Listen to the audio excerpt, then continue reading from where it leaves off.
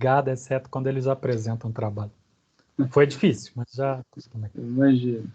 Professor, primeiro eu vou pedir por gentileza que você fale o seu nome completo e a sua profissão, por favor. Claro, meu nome é Vladimir Pinto Coelho Feijó, Vladimir Feijó. Eu sou professor de Direito e de Relações Internacionais. É Vladimir com V ou com W? Com V-D-I-M-I-R. V-L-A-D-I-M-R. Ah, tá. Deixa eu só corrigir aqui. Tá. Vladimir, conta pra gente, ontem a gente estava até conversando, durante a explosão ficou uma dúvida se era um acidente ou se era um atentado. Explica pra gente essa relação, nós que estamos aqui do outro lado do mundo, o que acontece no Líbano, qual é essa relação que eles têm com atentados. Enfim, hoje já se sabe que é um acidente, mas durante o acidente não se sabia. Pois é, o Líbano ele tem uma vida interna conturbada pelas fragmentações, o sectarismo interno, mas também conturbado pela relação com os vizinhos. Depois da Guerra Civil do país, de 75 a 90, ele teve duas importantes influências externas. Primeiro, uma ocupação militar da Síria, que só se encerrou depois de 30 anos de presença no país, depois que eles firmaram esse acordo de cooperação em 1991, e depois um incidente muito importante em 2006, quando o exército de Israel lutou dentro do Líbano forças do Hezbollah com bastante influência do Irã. E no ano de 2008, a gente presenciou, pelo menos quem acompanha o ambiente internacional, o presidente de Israel, na Assembleia Geral da ONU, dando notícia que o Hezbollah se resguardava em instalações ou na proximidade de instalações protegidas civis, escolas, hospitais, aeroportos, e no caso aí a potencialidade de o porto está sendo utilizado para estocar armamento, explosivos, mísseis, para lançar futuros ataques.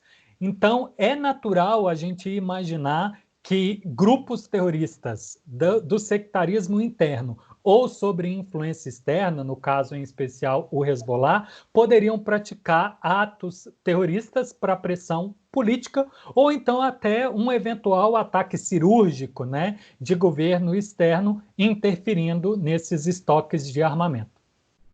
O Líbano passa por uma recessão econômica muito profunda, aguda.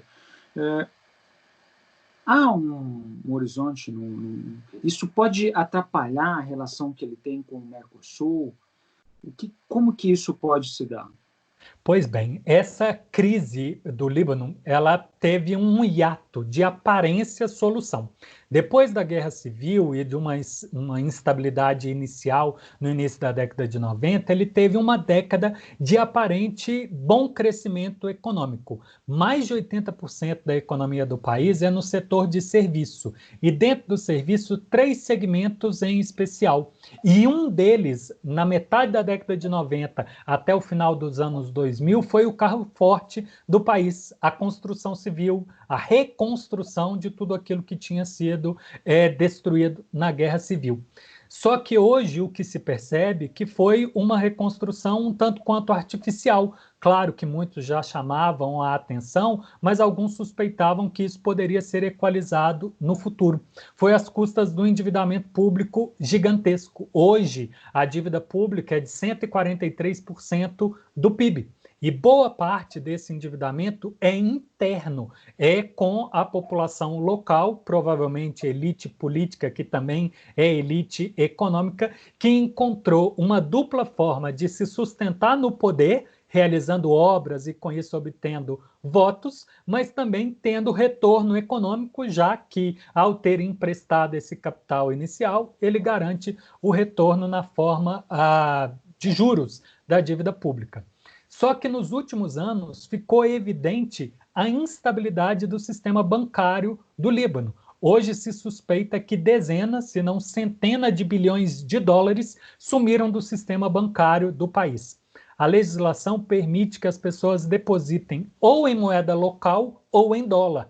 e mais de 75% dos depósitos, segundo os registros, estavam em dólar. Mas os bancos e o Banco Central não sabem onde essas moedas foram parar. Provavelmente saíram do país, fruto aí de esquemas de corrupção, de enriquecimento ilícito, e pela instabilidade interna, instabilidade do próprio valor da moeda, alguns optaram por tirar o dinheiro do país.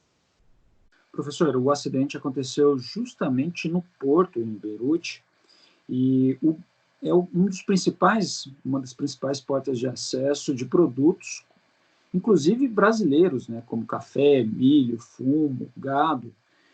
Isso prejudica a relação econômica entre os dois países, internacional? Eu não tive a oportunidade de dizer aquela, mas essa é uma ótima para dizer que o Líbano tem duas principais rotas do comércio internacional. Uma terrestre, em especial conectando a ele ao terceiro, quarto, sexto e sétimo principais parceiros econômicos, que são ali do Oriente Médio e do Golfo Pérsico. Essa rota já muito prejudicada pela guerra na Síria, pelo Estado Islâmico, né? Aquela saída de rota pelo crescente, né? Pelo levante crescente. E a segunda rota é marítima, tanto com a China, o seu principal parceiro, quanto a África do Sul, o segundo parceiro, Brasil e outros tantos, exclusivamente naquele porto. Então, é um país que já enfrentava dificuldades econômicas pela questão da vizinhança, agora prejudica ou fica ainda mais prejudicado no comércio internacional.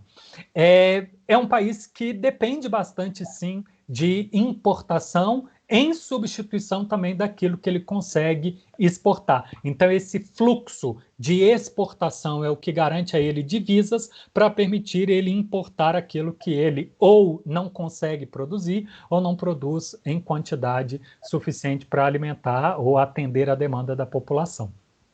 Professor, mais alguma consideração que o senhor queira fazer?